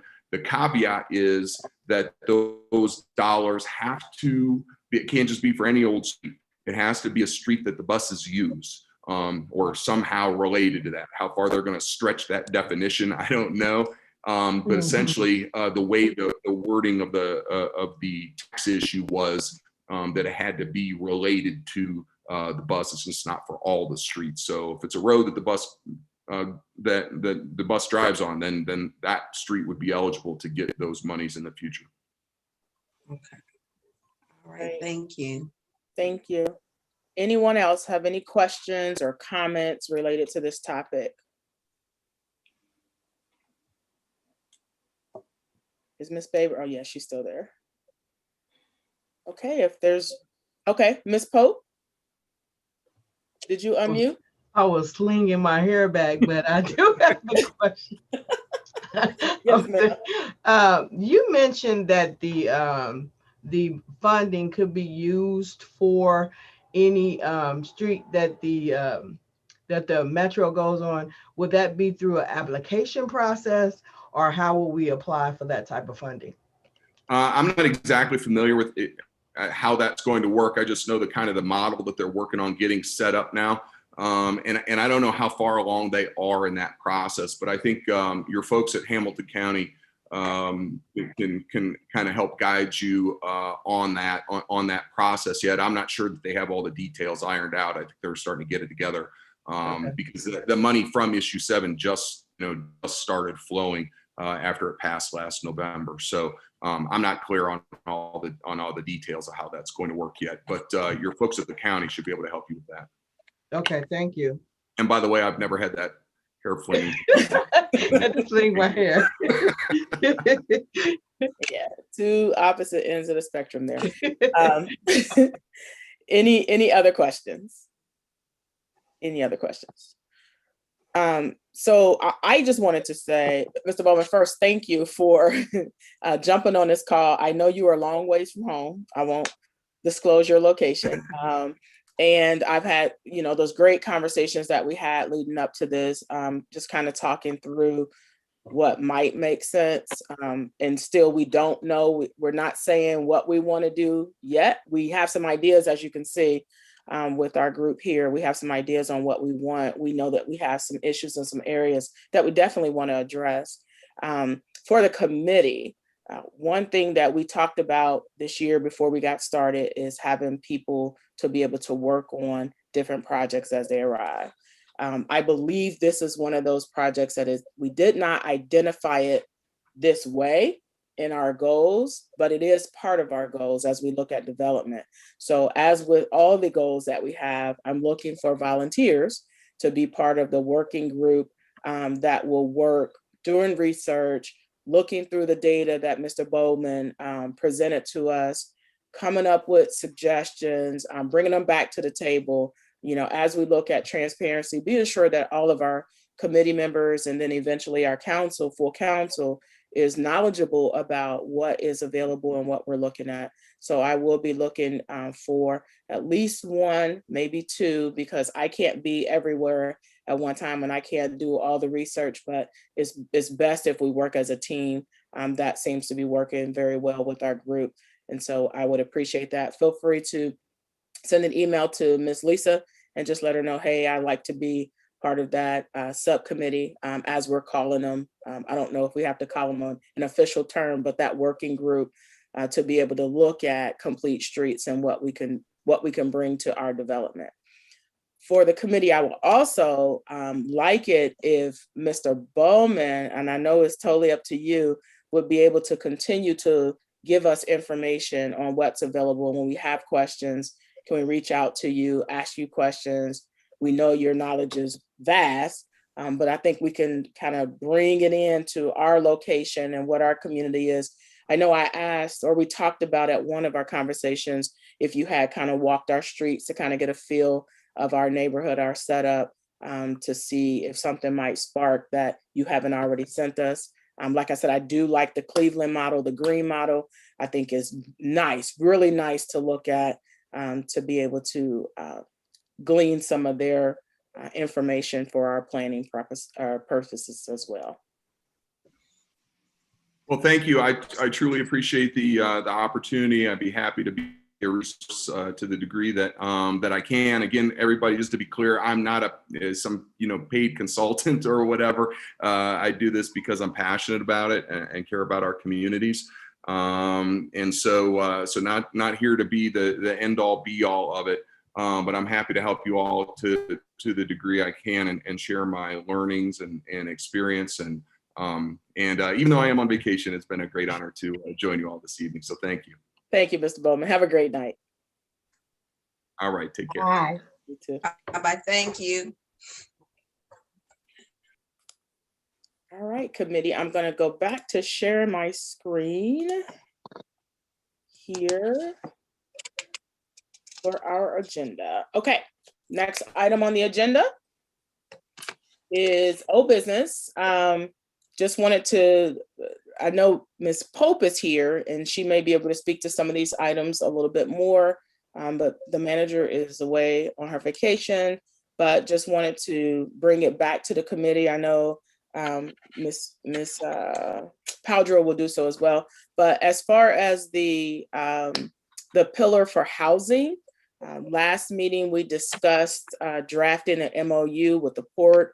The village has received that draft from the Port Authority, and the village manager, I know, and Mr. Deepak Desai have gone over that. I think Ms. Mitchell, were you able to see the draft as well? I have it, and I have some questions and some markings on mine, so I don't know. Gotcha. How I get it, and I have not heard from Mr. Desai. Mr. Desai was supposed to reach out to you. Right. But I can call him tomorrow. I haven't heard from him. Okay. Get with I'll him. reach out to him. What I would like to do then is to bring that final draft back to committee so that everybody can see it. From my perspective, the draft was very generic in a sense. It didn't go into a great amount of detail that I was expecting. Right. So it looks like that it's going to go back for some greater revisions. But I know Mr. Desai had some issues with it, and so did the village manager. So I would like for our next meeting, so Ms. Mitchell, if you can get your information, because I know this is your subcommittee housing. If you can get your information to Mr. Desai, if you call him tomorrow, get it to him tomorrow. So at our next meeting, we can bring back the draft copy for all of our committee to review, just to make sure. So Councilwoman Key, are you saying so get my questions to him so that he can get the additional information? Yes. You know, like there's somewhere in here talked about port-owned property. I'm like, let's get a list. You know, so I'm like you, there's some detail as to what, you know, Yes. what we want to do, like what is appropriate development and so that type of thing. So I'll get my questions to him. Correct. So that he, okay. Correct. He's working directly with, I believe the lawyer that was with that group is no longer there. She's transitioned to another department. Oh, So okay. he's working directly with their legal team. So all of those questions we will send directly to him. And then for the committee's sake, we will bring it back to committee so that we all have time to review it. We just want to make sure that everybody is getting the information as we get the information. And when we got it, it was very, it wasn't there. General. Yeah. Vice Mayor. Okay, my question is, did you send out information on this? Because I heard you say something about, were we supposed to get something from Mr. Bowman as well? Mr. Bowman sent me, he just, I would say within the last week, sent me 2 more kind of case studies or plans from Cleveland and Columbus that I have not sent out yet. Okay, because I thought you said that it's something that we should have looked at in this MOU. Do we have a copy of that? No, ma'am, not at this time. Oh, okay. I'm looking like I don't have nothing. No, not the MOU, but we all did get the complete streets. That was sent to everybody. That first email came out, and then there's another one that's coming out with some more data for the complete streets. For the MOU, we talked about it in our last meeting that the port was developing their version of the MOU. And so this is me just keeping you appraised on what took place. But yeah, I don't think you're missing anything, Vice Mayor. Okay, can I have that complete streets thing again? Yes. Who did that come from? It came from me last month. Right, April 20th, the last week in April. Oh, that's 2 months ago. 2 months ago. Okay. I'm sending it to you as I get it, just so. Okay, because I ain't read nothing. Get on it, get up with it. We'll send it out again. We'll make sure that everybody gets I'll look for a fresh copy of it. That's gracious. Madam Chair. Yes, ma'am. Are you sending it to Ms. Randolph so she can send it to everybody? Yes, ma'am. I believe I don't know if I did that last time, but I will definitely do that this time. Thank you. You're welcome. Thank you, ma'am.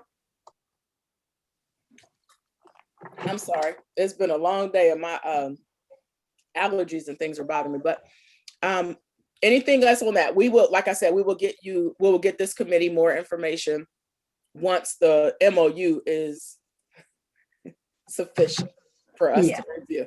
I would say it like that. Okay. Community Wi-Fi grant. I think we all know we got that information that we did receive the $150,000, which the max a community can receive. That deserves a round of applause. Yes. Thank you to all the committee members who are a part of that Wi-Fi kind of subcommittee. Everything that you did leads into that particular work, and there is more work to be done. Whether you did some revisions or some reviews of the proposal that went out, or you gave your idea of what you wanted to see or who you wanted to see, or you work with some leadership to make sure that that money was coming here to the village. I do want to say from this committee, we want to thank everybody who participated. I'm not quite sure what the next steps are, so I don't know, Ms. Pope, if you're aware of the next steps. I know we saw an email from Ms. Powdrill about it, and I'm not quite sure. I know she's on vacation. I haven't had a chance to follow up with her, to do my weekly meeting with her, so I'm not sure. No, I don't have any additional information. Okay. Madam Chair. Yes, ma'am, Mayor. I did receive an email today regarding the Wi-Fi program. It's a meeting, a 1-hour meeting, I guess, to give you information on it. It's not till June 14th. I'll make sure that you're included in that email. Thank you. And okay. if I'm not able to make it, Ms. Linda Childs Jeter or Vice Mayor Stinson, either one of they can make it as well. Okay, If it looks like is it's, it an informational meeting? Is that what it is? yeah, it looks like it's an informational meeting. I came across my email today Okay. and I wrote it down. Looks like it's from 3 to 4. So I don't have the name of who sent it to me, but I'll get that forward on. Gotcha. Is that all the communities that received the grant? Yeah. Okay. Yeah, it's all the communities that have receiving it. Gotcha. Okay. Perfect. Thank you, Mayor. Mhm. Ms. Mitchell, did you have a question? I couldn't tell if I saw your hand. Oh, no. Okay. All right, great. I'm sorry, I have my screen sharing, so I can't really see the other side there. So if I'm missing something, please someone just let me know. All right, new business. I don't have anything in new business at this point that I wanted to bring up here in this meeting. I think a lot of the things that we have in motion from our pillars that we're working with from our committee are in motion. Did anybody have any item that they wanted to address in miscellaneous business that we might need to add in new business? I have a question, Madam Chair. Yes, ma'am. So some time ago, we were informed that someone was looking at the Bean property. Do we know what the update on that is? If it's being bought, who might be considering it? I don't have any information, Mayor or Ms. Pope. Madam Chair, I don't have anything at this time, but I can probably possibly get an update for you at Monday's council meeting. Okay. So would Yeah. that be Dan Ferguson, maybe? Not necessarily. I guess that was his name. No, Hamilton not County Dan Ferguson. Development. No, it was no. It's information coming from not Dan, but actually the lawyer that handled the real estate lawyer that handled the properties. So I'll be getting that information from him. Okay. He sent something. It's been a couple of weeks ago, but it wasn't really information. But I'll find out what I can and be able to give you an update for everyone on Monday's council meeting. Okay, but can we, perhaps Ms. Key, somewhere I think that we may need to keep in contact with Hamilton County Development Corporation just to see if there is some other interest. I heard But somebody talking it about. was the realtor was handling the selling of it. So it wasn't anything that Hamilton County Planning would be doing because the realtor was selling the property. Right, Mayor, but I'm not talking about Hamilton County Planning. I'm talking about Hamilton County Development Corporation that goes out and people come to them and say, hey, I'm looking forward to develop, where there's properties. I just think, I heard something, I can't remember where I heard it, and I thought, oh, well, we need to check with Dan and Harry and see if they're doing something with somebody within Lincoln Heights. You know what I'm saying? Or if there's a right, but I think they were trying to sell it to someone. But okay, Ms. Mitchell. Oh, that's I'll okay. find out what I can I'm just saying, because I could call Harry. Right, but my thing is if the realtors is selling it to someone, what would Hamilton County have to do with it if they selling it to a private individual? Well, because sometimes, the private corporations go to the Hamilton County Development Corporation, which is different. Right. But I'm saying there may be somebody else interested in something else that might be in Lincoln Heights. And I'm just saying Harry Blanton or Dan Ferguson might be working with somebody and we just don't know yet. But if we keep in touch with them, I just, So what I do know is that the village manager is in touch with Mr. Ferguson. So I do know that they've been in touch, but I haven't heard anything about the Bean property is what I'm trying to say. I haven't heard anything specifically about that particular property. In some of my meetings, Ms. Powdra has brought up that Dan Ferguson has expressed interest. He's looking at, what is available in our community for any potential development that's available. That's to the furthest extent that I have information. So if you have more information or something, then please share. I just heard it mentioned and I was like, oh, wait a minute. And, just like the vice mayor mentioned UDF, as she always does every opportunity she gets, which is good. I like UDF, right. Hey, Dan. Hey, Harry. hey, HCDC, is there something? So I don't know. And it's good that you're telling me about Ms. Powell, but I'm just saying in some of the circles, when I hear Hamilton County Development, my ears always perk up. Right. They will bring development to the village. Right. Well, let's, we'll take that to the village manager. And so Okay. Ms. Pope, will you make sure that she gets that information? Yes. Thank you. And Madam Mayor, whatever information that you have from the Bean property, I'm sure you'll share it on council meeting. That'll be great. Okay, that'd be fine. Thank you. But Okay. I just wanted to just kind of reiterate, this conversations is good. The more we talk about things, the more we put things out. And if we hear things, let's go ahead and put it out. What we've heard, what's going on out there, because there will be a buzz about Lincoln Heights, about development in Lincoln Heights. It already is. So if we hear something, just let the committee know, just make sure that we're all in the same loop so we know what's going on. If we happen to have a conversation with someone else, we know what's happening. Okay? I think that's great. Yes, ma'am, Ms. Pope. Okay, so what I know about the Bean Project is both of them are right, Ms. Mitchell and the mayor. We usually go through Hamilton County Development when they kind of have, they would do a pamphlet for anything big or anything that's selling in our area for different kind of businesses.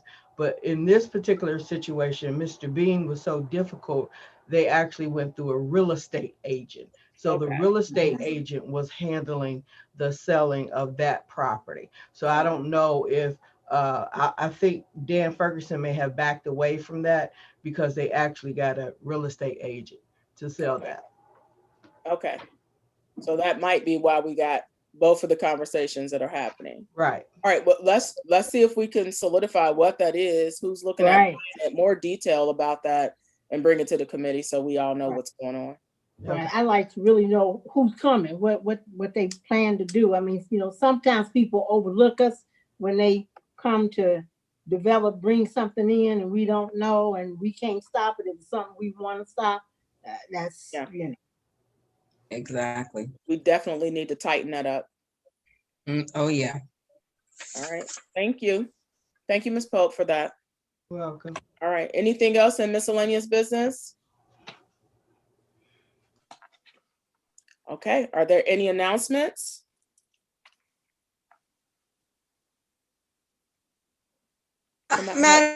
Madam Chair, I had a question. Sure, Ms. Mayor. Yeah, I wasn't sure, has anyone had heard anything about the Isley Brothers? I know they're gonna be performing down at the Cincy Soul Fest. So does anybody know anything? What's going on with them as far as them coming to the village? Anybody know anything? Is this some sort of reunion tour? I heard something about them doing some sort of reunion tour. Is that what you're talking about? Is that the Cincy Fest? I have no idea. Sort of. Yeah, I don't know. I just heard buzz and I wasn't sure if Miss Mitchell or anybody on the, I didn't know. So I had a call. I did, as I had spoken with you before, Mayor, that there was an interest in them coming to Cincinnati. And I think was it July something? I don't know what the date is. I don't know if it's Cincy Fest, but at the time, I was just told that, oh, they're coming and they want to receive key to the city of Lincoln Heights. Lincoln Heights? Right. And so my feeling was, well, that's nice, but I don't know what they've done for us other than they came from here to give them that key. I said, but I will check out what is it we can do. So that's why I brought it to the mayor. But since then, the person I talked to was like, oh, well, it's kind of on hold, not sure that they're coming or not. So maybe it's back on. That's all that I know. Well, I know I saw that they're coming. Who is it? Somebody speaking? Yeah, so it's been advertised that they're coming to the Cincy Soul Fest on July 24th. So is that the jazz festival or? No, it's the Cincy Soul Fest, Taste of Black. Okay, so it's July what? 24th. Okay, that's almost sound like Jazz Festival days. That's why I asked, you know. Yeah, that is. Yeah. That's what's a. So I'll make some phone calls and see if I can give you guys an update Monday. Chairman Key. Yes, Question? ma'am. Oh, I'm sorry, Miss Stinson. Let me Stinson, put yeah. my screen down so I can see. Yeah, I can't see anybody. I There can't see you go. either. Okay. Okay, my question is, did I hear her say that they're coming here because Lincoln Heights is giving them a key to the city?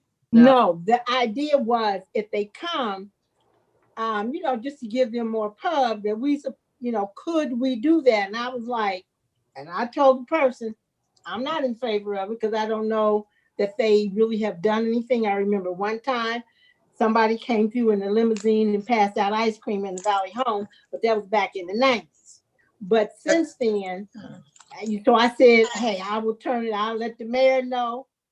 Okay. And that's as far as, you know, and so my At this point, suggestion was that's ceremonial. perhaps we can just do a make it a do a proclamation for Make It Their Day and you know give them a award like the Lincoln Heights Legacy Award, you know, but the key that's a little more special. How about we invite them to the Globetrotters event? The what? That sounds like a good idea. Okay, we got hold on a second. We got another question. We got Miss Charles Jeters. If Nikki Giovanni came, would you give her the key to the city? I certainly would. What has she done? Why She not comes them? to St. Monica Center all the time. She's here every don't- week. What has she done? Well, You I may mean, she's she got come, but what has she's she got the done? readings. She's got Well- the reading center up there, and she reads to the kids. She makes that appearance. She makes I've that never appearance. heard. Yeah. Never heard such a So thing. if you give it to Nikki, and because the person is from here, you're looking for the publicity to be about Lincoln Heights. So I see Right. no reason why you wouldn't give them the key too. I Yeah, agree. I'm just saying that's just my personal thing in terms of what you do. So the coming back every year, I think is admirable. And to help outfit the other reading room that they have up there where the computers are, to me that's admirable. So Madam Chair, what I'm gonna do is I will have you all I'm gonna have you guys an update on this information Monday. I'm gonna reach out to some folks downtown. Okay. Madam Chair. Yes, ma'am. Okay, so the promoter of that concert is the Taste of Cincinnati, Black Taste of Cincinnati. The promoter is Jay Raj. He's the one who's bringing the Isley Brother, and it's two other groups. So he's bringing that to Cincinnati July 24th. What happens is they canceled the festival for this year, the Music Jazz Festival. Okay. So they're doing something in replacement of In place of that. Yeah. And so I just want to say one thing. As we are looking to do development in the Village of Lincoln Heights and strengthen our brand in the Village of Lincoln Heights, we have to consider having those conversations with the greatness that came out of the Village of Lincoln Heights. Absolutely. To encourage them to come back in a tangible way or intentional way, not just so that the feeling is from our residents that they're just doing just because of this. So that's this group, that's our council. We have to be having those conversations and such that, okay, like for instance, Mr. you was talking about Miss Nikki Giovanni. I had no idea she was doing those things. So if somebody would have asked me, I think I would have probably had the same, well, what has she done? I don't know. We have to do a better job of telling our own story and how those great individuals are coming back to our community and how they're impacting our community, how our young readers are listening to one of the best poets that ever came out, and so that's the conversations that we need to have, in my opinion. That's the conversations that we need to have. And we need to be having those conversations with those individuals who are doing great things across the country and the world, that this is their home. This is where they started. I've heard lots of stories about the Isley Brothers. I've never met them, but I've heard lots of stories. So they do have history here as well as others. So I think for this committee, I think that needs to be the spirit of this committee. So please continue to share, continue to give that information so that we can continue to uplift our stories and the stories of them. Then we can have that good partnership. And when they come back, they do come back and stop, and they don't feel like they need an invitation to stop, you know, those sort of things. Exactly. We can get to that. Exactly, Chair. We can get to that point. And so once again, I appreciate the conversation, and Madam Mayor, I look forward to hearing more information about it. And Ms. Mitchell, I look forward to hearing more information about Ms. Nikki Giovanni. We talked about this in February, and we got to keep that in mind. It is not just in February, our Black History. Right. And we have to continue to have those conversations. So this is a great way to do so. So keep sharing, team. Appreciate it. Anything else? Any more announcements? Any more announcements? If there's no more announcements, nothing else in good for the order, I'll entertain a motion to adjourn. So moved. Second. It's been moved in second. All in favor signify by saying aye. Aye. Aye. Vice Mayor, I'm getting ready to call you. It's my bedtime. I don't want to hear you have to work tomorrow? No, I don't go back to work till August. All right. You all have a great Bye. You all have a great evening.